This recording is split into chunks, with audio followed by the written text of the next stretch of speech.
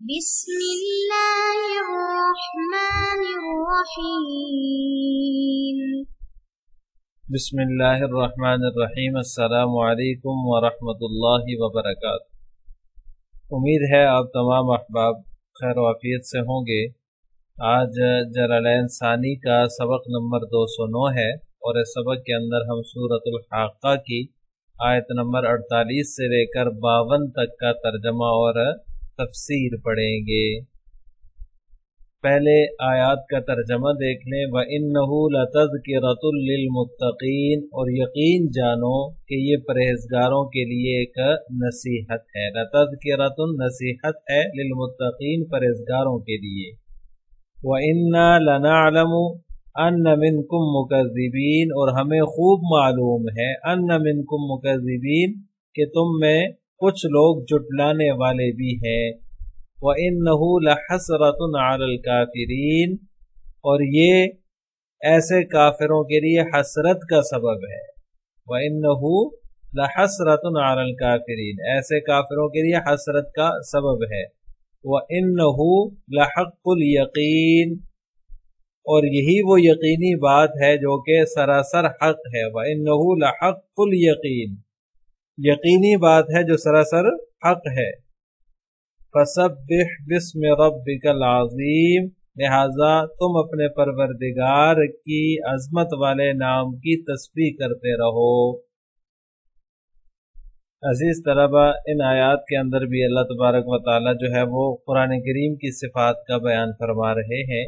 وَإِنَّهُ لَتَذْكِرَةٌ لِّلْمُتَّقِينَ، کہ یہ قرآن جو ہے یہ پرہیزگاروں کے لیے نصیحت ہے، یعنی نصیحت کا ذریعہ ہے۔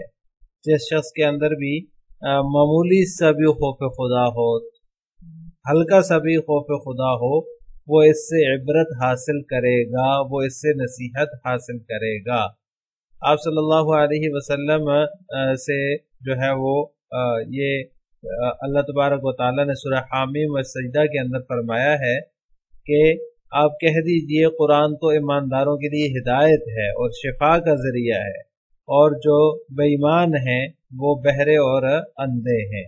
دنیا میں اہل تقوی جو ہے وہ کم ہی ہوتے ہیں، اس لیے جو ہے وہ ہمیں پتہ ہے کہ تم میں سے جو ہے وہ بعض اسے جھٹلاتے ہیں۔ وَإِنَّا لَنَعْلَمُ أَنَّ مِنْكُمْ مُكَذِّبِينَ، ہمیں پتہ ہے کہ تم میں سے بعض اسے جھٹلانے والے بھی ہیں۔ اور وَإِنَّهُ لَحَسْرَةٌ عَلَى الْكَافِرِينَ، تو یہ جو قرآن ہے یہ ان کے لیے حسرت اور ندامت کا سبب ہوگا۔ قیامت کے دن جو تکذیب کرنے والے ہیں، جو مکذبین ہیں، ان کے لیے یہ باعث حسرت و ندامت ہوگا۔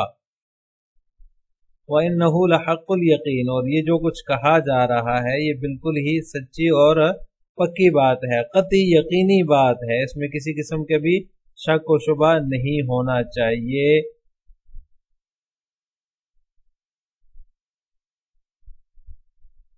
وَإِنَّهُ لَحَسْرَةٌ عَلَى الْكَافِرِينَ، حسرت کا سبب ہے، باعث حسرت و ندامت ہے۔ مطلب یہ نہیں کہ آخرت میں جب عذاب ان کے سامنے ہوگا تو انہیں حسرت ہوگی کہ کاش ہم بھی قرآن کریم پر ایمان لے آئے ہوتے۔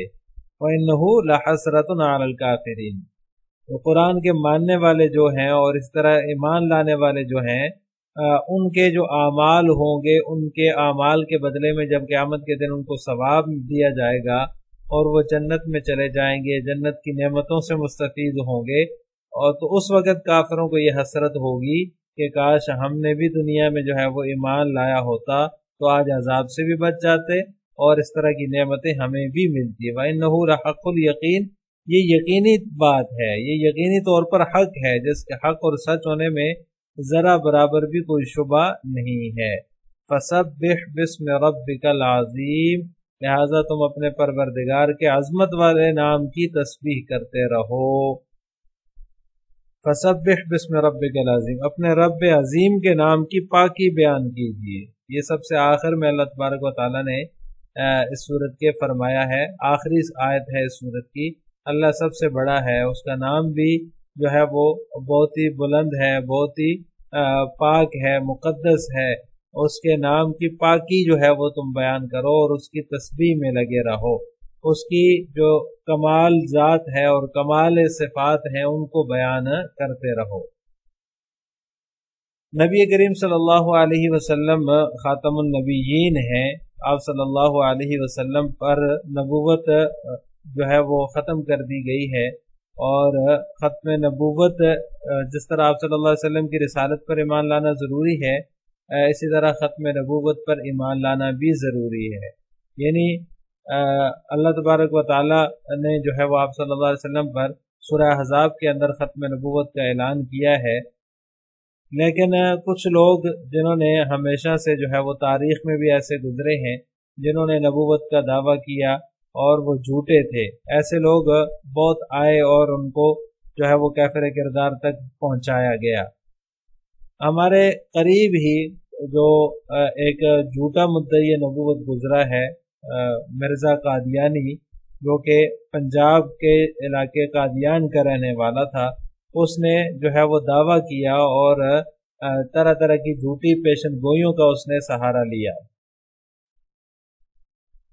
خاص طور پر اس نے جس پیشن گوئی پر سچا ہونے کا جو ہے وہ اپنے سچا ہونے کا مدار رکھا تھا، وہ تو دنیا میں سامنے جو ہے وہ کھل کر واضح ہو کر جھوٹی ثابت ہو گئی، اور جو ہے وہ اس جھوٹے مدعی نبوت نے اپنے نبی ہونے پر اسی آیت سے جو ہے وہ استدلال کیا ہے۔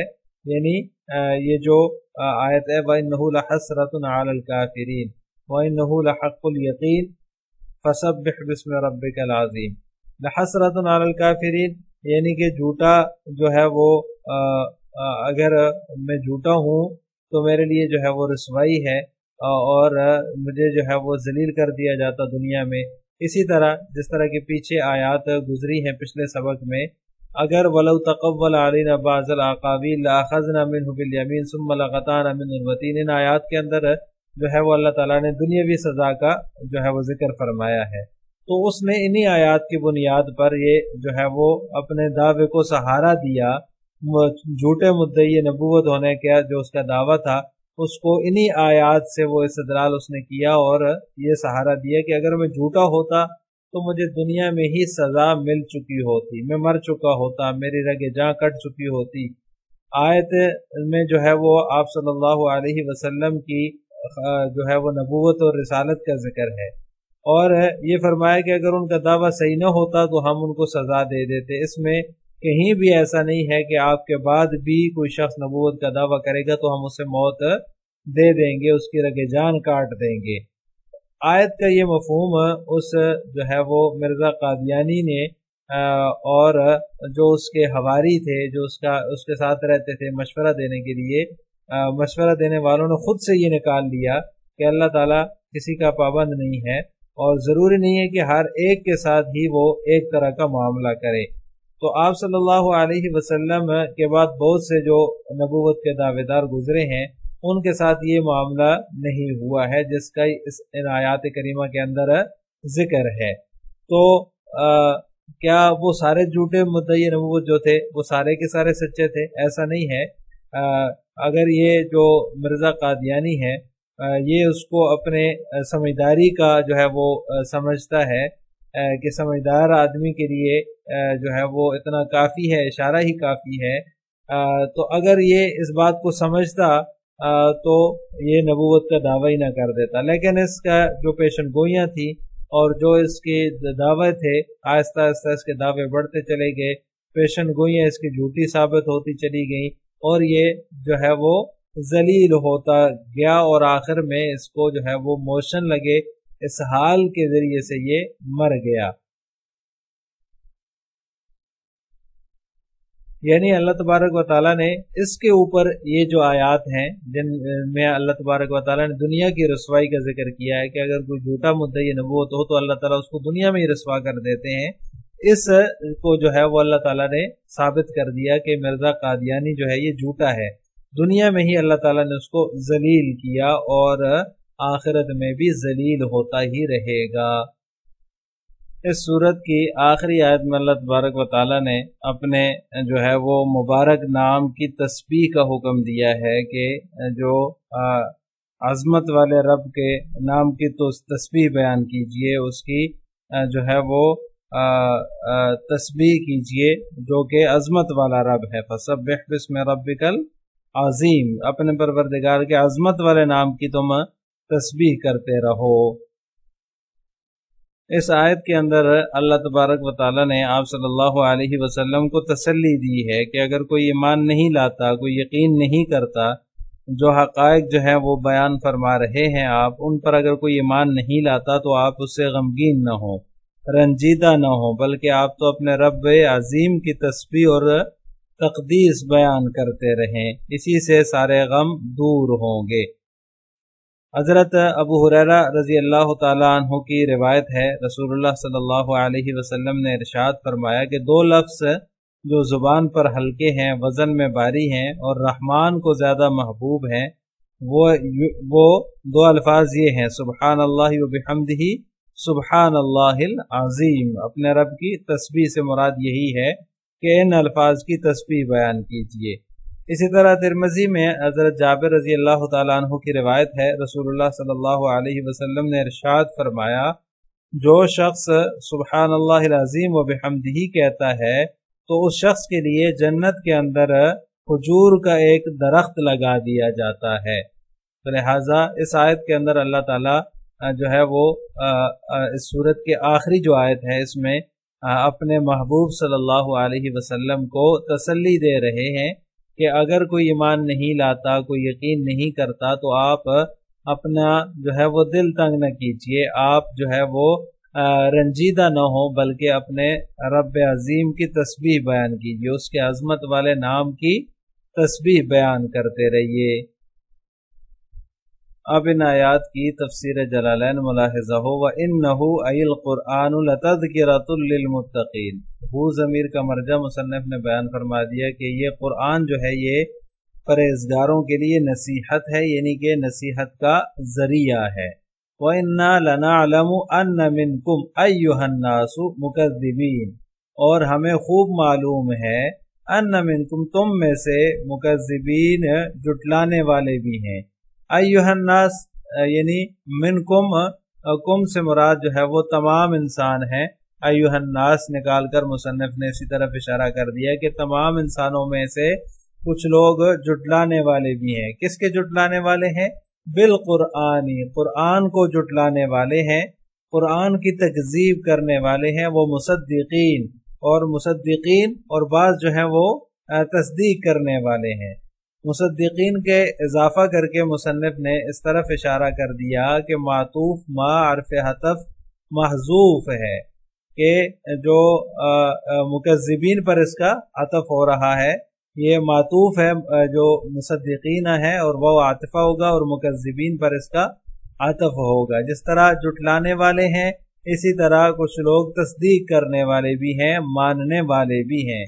وَإِنَّهُ ای القرآن لحسرۃ علی الکافرین، القرآن نکال کر مصنف نے اشارہ کر دیا کہ انہو کی ہو ضمیر جو ہے یہ قرآن کی طرف لوٹ رہی ہے، یہ قرآن جو ہے وہ کافروں کے لیے حسرت ہے۔ یہ قرآن یعنی کہ قرآن کی جو تکذیب کر رہے ہیں یہ ان کے لیے حسرت اور ندامت کا باعث ہوگی۔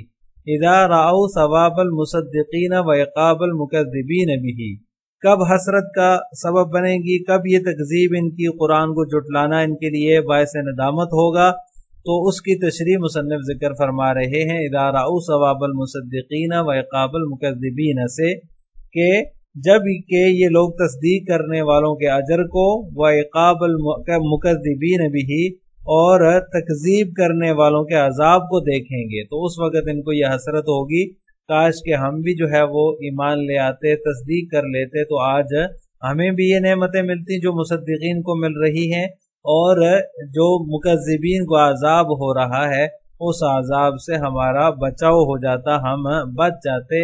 یہ حسرت ان کو ہوگی جب یہ مصدقین کے ثواب کو دیکھیں گے اور مکذبین کے عذاب اور عقاب کو دیکھیں گے۔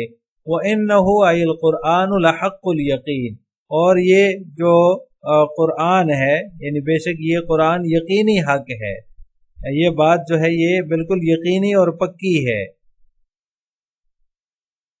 أَيْ لِلْيَقِينِ حَقَّ الْيَقِينِ، مصنف रहमहुल्लाह ताला ने यहाँ पर ये इबारत जो है वो निकाल कर इस तरफ इशारा कर दिया है कि ये जो इजाफत है लहक़ुल यकीन के अंदर ये इजाफत सिफत अल मौसूफ है, यानी इसकी इजाफत मौसूफ की इजाफत सिफत की इजाफत मौसूफ की तरफ हो रही है।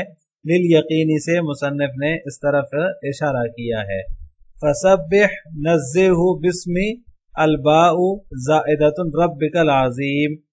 फसब्बिह तस्बीह बयान कीजिए, नज़्ज़िहु यानी कि पाकी बयान कीजिए, बिस्मि रब्बिकल अज़ीम अपने अजमत वाले रब के नाम की। बिस्मि के अंदर जो बा है मुसन्निफ रहमहुल्लाह ताला फरमाते हैं कि ये बा ज़ाइदा है। सुब्हानहु जो कि पाक ज़ात है, उस पाक ज़ात की, उस अपने पाक परवरदिगार के नाम की, अजमत वाले नाम की तस्बीह बयान कीजिए। अस्सलामु अलैकुम व रहमतुल्लाहि व बरकातुहू।